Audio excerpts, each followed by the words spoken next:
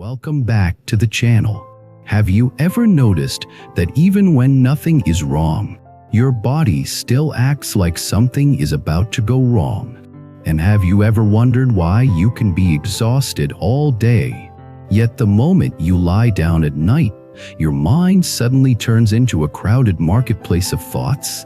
If that sounds familiar, then you already understand the real theme of today's story. It is not only about meditation, and it is not only about a beautiful instrument with a soft metallic voice. It is about what happens when a nervous system has been trained by modern life to stay on alert, and how a simple, steady practice can remind the body of something it forgot how to feel, which is safety. The first thing I want you to imagine is a person walking through a normal day, not a dramatic day. No crisis, no sirens, no terrible news. Just a day that looks ordinary from the outside. Let us call this person Sam. Sam wakes up to an alarm and immediately reaches for a phone. Before Sam even sits up, there are notifications, messages, headlines, reminders, and the subtle pressure of being needed. Sam scrolls for a minute that turns into 10. The mind is already running, measuring, comparing, anticipating. The body has not yet been asked how it feels. It has only been told what to do. Sam stands up and the shoulders rise without permission. The jaw tightens without a conscious decision. The breath becomes shallow because there is a schedule to chase. Sam drinks something caffeinated because the system already feels behind. At school or work, Sam performs, smiles at the right moments, answers quickly, keeps up. Inside, the heart beats a little faster than it needs to, not because danger is real, but because the body has learned that speed is survival. If you have lived like that long enough, it becomes your normal. You stop calling it stress.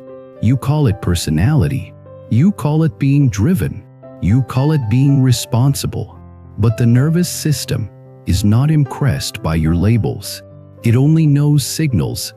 It only knows whether it is safe or not safe. And when life is non-stop, the system quietly decides it is safer to stay ready.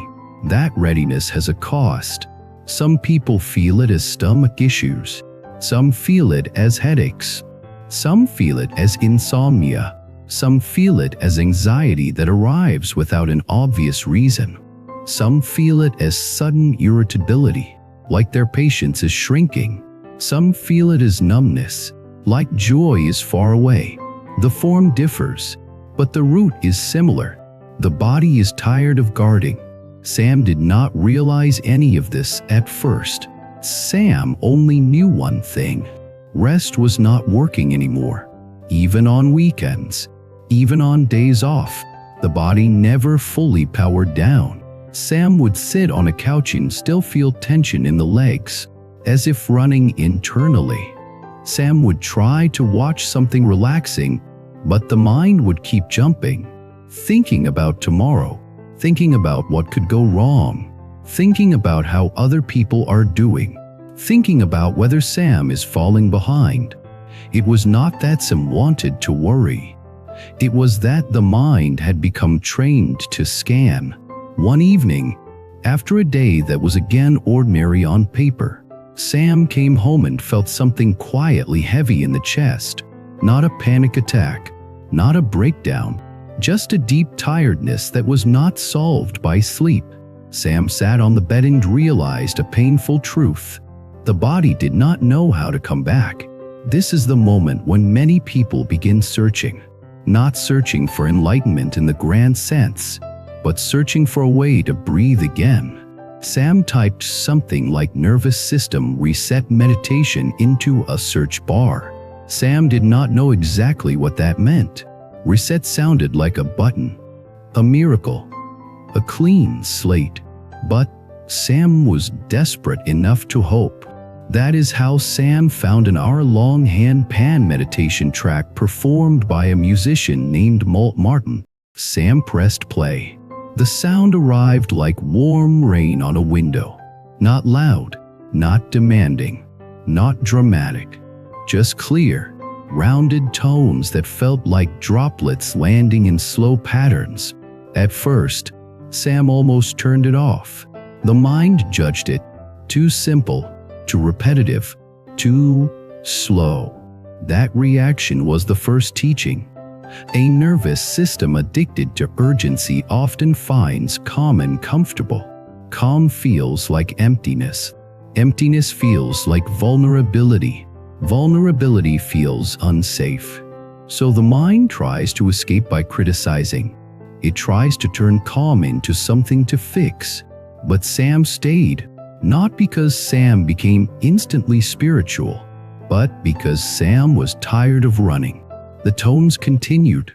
The breath began to lengthen. The shoulders lowered a fraction. Then something else happened. Sam felt emotion rise. This surprises people, but it is very common. When the nervous system finally receives a signal of safety, it sometimes releases what it has been holding. That release can feel like sadness. It can feel like tears without a story. It can feel like a sudden ache. The body has been carrying unprocessed moments, small disappointments, unspoken fears, old shame, the constant effort to appear fine. When calm arrives, the guard steps aside, and the hidden weight becomes visible. Sam felt a tear roll down and the mind tried to stop it. Why am I crying? This is silly. Nothing is wrong. But the sound did not argue. The sound just kept going. Steady, patient, present. And that steadiness gave Sam permission to stop fighting. This is where the deepest reset begins.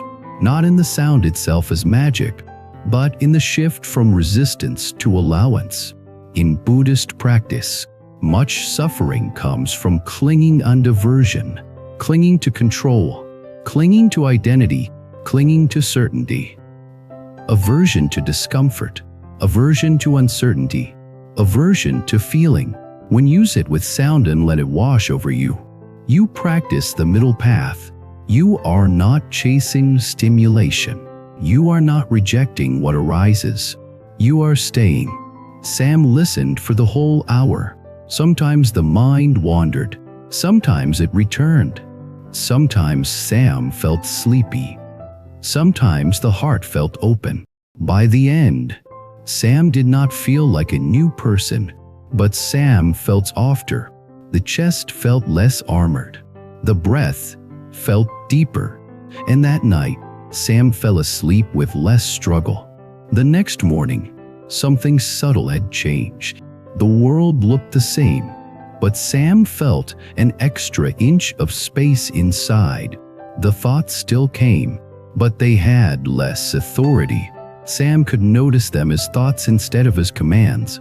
That difference is small, but it is the beginning of wisdom. Wisdom, in the way I use it here, is not about knowing complicated ideas. It is about seeing cause and effect clearly. Sam began to notice that the nervous system did not become tense randomly. It became tense because of patterns. Caffeine late in the day, scrolling before bed, holding back emotions in conversations, never allowing the body to slow down until it collapses. Each pattern is a cause. Each symptom is an effect. This is karma in a practical sense, not a cosmic punishment, but momentum. What you repeat becomes your path. So Sam decided to repeat something else. Not perfectly, not like a strict routine with guilt attached, just a gentle practice. Each night, the handpan meditation track. Each night, light slower, phone away, body on the bed, breath allowed to slow. Sam treated it like a message to the nervous system. We are safe now. We can return. At first, it was not easy. On the second night, Sam felt restless. The mind wanted entertainment. The mind wanted a story. The mind wanted distraction. The sound felt too quiet. That discomfort was not a sign that meditation was failing. It was a sign that the mind was detoxing from constant input. When you stop feeding the mind quick stimulation, it complains. It throws cravings. It invents reasons to quit. It says this is boring. This is pointless. I should be doing something productive. But that is just the old conditioning fighting to stay in charge. Sam did something simple. Sam placed a hand on the chest and said quietly, "It is okay to be here." Then, Sam returned attention to the tones, not analyzing them, just receiving them. If you have never done this kind of practice, you might think receiving is passive, but receiving is actually courageous. Receiving means you are not controlling every moment. Receiving means you are letting the body speak. Receiving means you are allowing the present to be enough. That is a deep kind of strength. Over the next week, Sam noticed daily life shifting. In the morning, Sam still reached for the phone sometimes, but less urgently. Sam could pause. That pause is everything, because the pause is where choice lives. Without a pause, you live by reflex. With a pause, you can live by intention. In one conversation at work or school, someone made a small comment that normally would have triggered Sam. Maybe it sounded like criticism. Maybe it sounded like doubt. Usually Sam would tighten, defend, react. But this time, Sam felt the trigger rise and then remembered the tone practice. Sam took one breath. The shoulders lowered slightly. Sam answered more calmly. The conflict did not escalate. Later, Sam realized what happened. The nervous system had learned a new option. It could return instead of attack. This is compassion in action. Compassion is not only being kind to others. Compassion is also refusing to let your unhealed reactions become weapons. When your nervous system is regulated, you are less likely to throw pain outward. You are less likely to misunderstand. You are less likely to add suffering to the room. That is why a nervous system reset is not selfish. It is service. Sam also began to see how the body stores stories. There were nights when the handpan tones felt especially emotional. Those nights usually followed days when Sam swallowed feelings. A day when Sam pretended to be fine. A day when Sam kept smiling while feeling hurt. The body never forgets. It holds what the mind avoids. Then at night, when the world quiets, the body asks for honesty. In one session, Sam remembered a childhood moment. Not dramatic, but sharp. A teacher had embarrassed Sam in front of others. Sam had laughed along to hide the shame. Sam had decided in that moment, I must never look foolish again. That decision became a hidden law inside Sam. Always be prepared. Always be perfect. Always be ahead. That lowered and quietly for years, pushing Sam into tension. Now, under the steady sound, Sam could see it. Seeing it did not erase it instantly, but it created freedom. Because once a pattern is visible, it stops being fate. It becomes something you can work with. Sam began pairing the sound with a simple inner practice. When thoughts came, Sam labeled them softly. Planning, remembering, worrying, judging. Then, Sam returned to the tones. This is a classic attention training method, but it is powerful. It teaches the mind that thoughts are not reality. They are events. It teaches the nervous system that it can stay safe even when the mind produces noise. After 2 weeks, Sam had a moment that felt like a turning point. Sam woke up early, not because of anxiety, but because the body felt rested. Sam lay there and listened to the silence of the room. The silence did not feel threatening. It felt spacious. Sam realized I have been afraid of silence because silence shows me my life. But now I can look. That is awakening. Not fireworks, not a sudden mystical vision, just the ability to be with what is. Now let me talk about the hand pan itself. Not as technical detail, but as metaphor. The hand pan has a tone that is both bright and soft. It rings, but it does not stab. It has clarity without aggression. That quality is exactly what a dysregulated nervous system needs. Many people try to calm down by forcing themselves to stop thinking. That often backfires, for creates more tension. But the hand pan sound invites without pushing. It leads without dragging. It is guidance, not control. This matters because the nervous system does not respond well to bullying. If you tell yourself relax right now, you might tighten more. But if you offer your body a steady, gentle rhythm, the body naturally begins to entrain. It begins to match. Like how your breathing can slow when you sit near calm water. Like how your heartbeat can settle when you feel held by someone safe. The hand pan becomes a kind of sonic holding. One night, Sam invited a friend, Lena, to listen to. Lena was the type of person who laughed at meditation. Lena said meditation is just sitting there doing nothing. I do not have time. But Lena also complained of Constance, stomach not signed, waking up tired. Sam did not argue. Sam just said, try 1 hour once. Not for spirituality, but for your body. Lena agreed, mostly to prove it would not work. Lena lay down, arms crossed, skeptical. The first 10 minutes Lena fidgeted. The mind complained. Then the sound did something surprising. It created a small crack in the armor. Lena felt tears. Lena hated that. Lena tried to swallow them, but the sound continued. Eventually Lena let the tears come. Afterward, Lena sat up and said something very honest. I did not realize how tense I am all the time. I thought that was just me. That sentence is the doorway to freedom. Because if tension is just you, then there is no hope. But if tension is a state, then it can change. States change. Karma changes. Destiny changes. Lena started listening nightly too. Over time, Lena became less reactive. Lena began to notice when the body was entering fight or flight. Lena learned to pause, breathe, and soften the shoulders. Lena started having more patience with family. Lena stopped snapping at small things.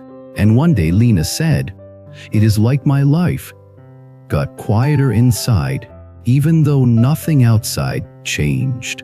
That is the power of inner practice. It changes the lens. When the lens changes, the same world feels different. Another friend, Omar, tried it and had a different experience. Omar did not cry. Omar got angry. The calm tones made Omar notice how much resentment was stored inside. Resentment toward a parent, toward a past partner, toward himself. Omar said, "I cannot do this. It makes me feel too much." Sam told Omar something that might sound simple but is wise. Feeling is not the enemy. Avoiding feeling is the enemy. The nervous system resets by completing what it could not complete before. If anger rises, it is asking to be met with awareness, not acted out, not suppressed, just met. Omar kept listening, and the anger gradually turned into clarity. Omar realized he needed boundaries. Omar realized he needed to speak honestly. Omar realized he needed to stop pretending he was okay with everything. The sound did not fix Omar's problems. It created the space in which Omar could see the truth without panic. This is why I keep returning to the same core ideas on this channel. Wisdom is clarity. Compassion is gentleness. Karma is momentum. Practice is repetition. Destiny is the direction of your repetitions. A nervous system reset is not a one-time event. It is a relationship you build with your body. It is learning the language of your own signals. It is learning the difference between being alert and being alive. Many people confuse intensity with alevines. They think if they are not stimulated, they are bored. But boredom is sometimes the first stage of healing, because it means the nervous system is no longer on fire. In that quiet, deeper joy can return. Sam noticed this too. At first, evenings felt empty without constant entertainment. Then, slowly, Sam began to enjoy simple things again. A warm shower, a quiet walk, a conversation without checking the phone, a cup of tea. The pleasure became subtle, but real. It was not the dopamine spike of endless scrolling. It was the steady contentment of being present. In Buddhist terms, Sam was moving away from craving. Craving always wants more. More stimulation, more validation, more certainty. Craving is endless hunger. When craving runs the mind, peace is impossible because peace feels like not enough. But when you practice steadiness, you begin to taste a different kind of happiness. The happiness of sufficiency, the happiness of ease. Now let us talk about a problem many people face when they try these practices. They expect the mind to become silent. They expect a perfect meditation state. They judge themselves when thoughts appear. This judgment is another form of violence toward the self. The goal is not to eliminate thoughts. The goal is to change your relationship with them. Thoughts can be loud, but you can learn not to chase them. You can learn to let them pass like clouds. Sam had nights where thoughts were wild. On those nights, Sam used the sound as an anchor. Instead of fighting the thoughts, Sam would focus on one tone at a time. Like listening to one drop of rain, the mind would wander, then return. Wander, return. Each return is practice. Each return is a tiny act of awakening. Over time, the returns build a new nervous system habit. The habit is regulation. Sam also began to notice that self-compassion was essential. On a night when Sam could not settle, Sam said, "Of course you cannot settle. You have been carrying so much." That kindness often the system more than any technique, because the nervous system does not calm when it is criticized. It calms when it feels safe.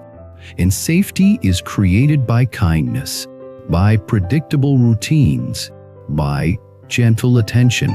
One of the most powerful moments in Sam's journey happened in the middle of a very ordinary day.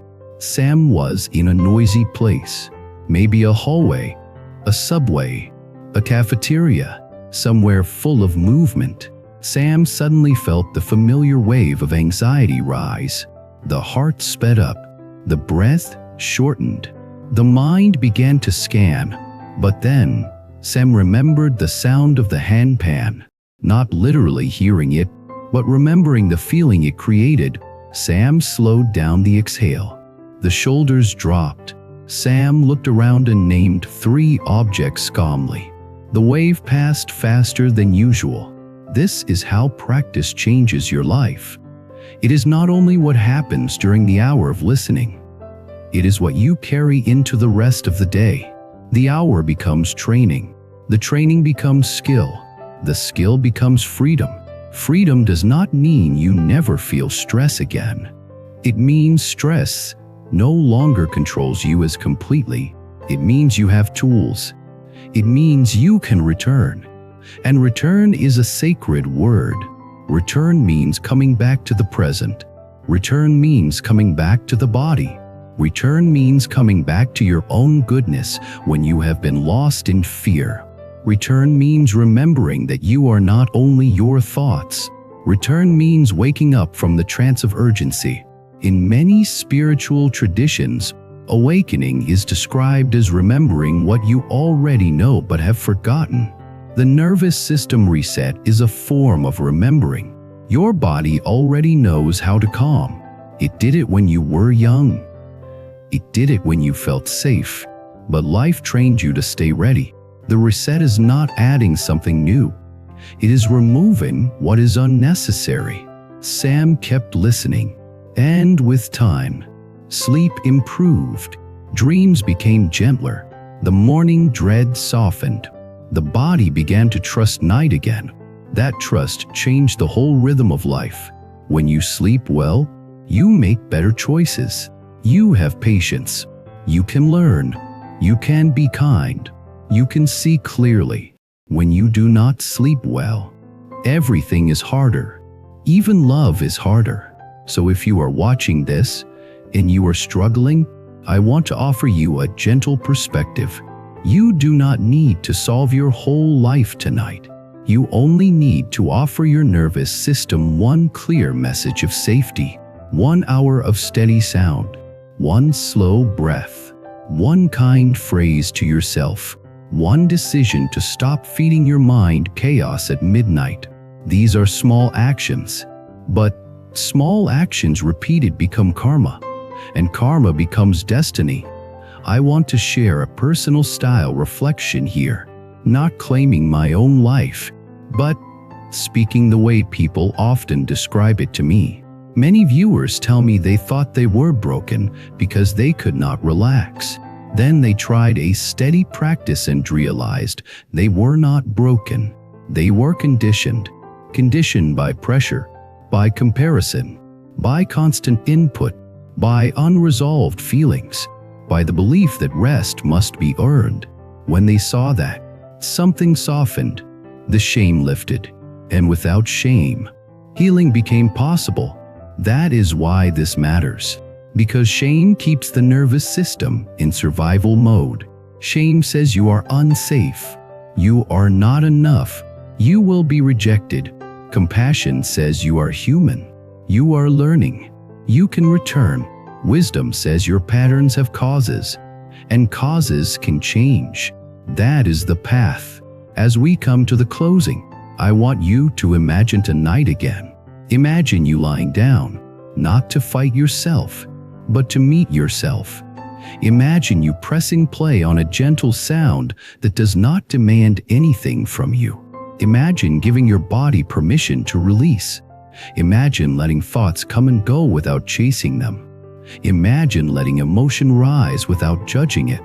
Imagine ending the day with the feeling that you did your best, and now you can rest. That is not laziness.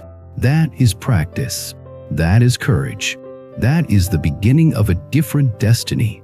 If this story touched something in you, I would love to hear about it. Have you ever experienced a moment when sound helped you return to your body? Have you tried hand-pan music or any calming meditation track and noticed changes in your sleep or mood?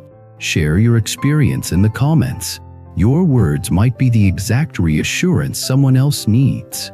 And if you want to support this channel, please subscribe, like the video, and leave a comment so this message can reach more people who are quietly carrying too much.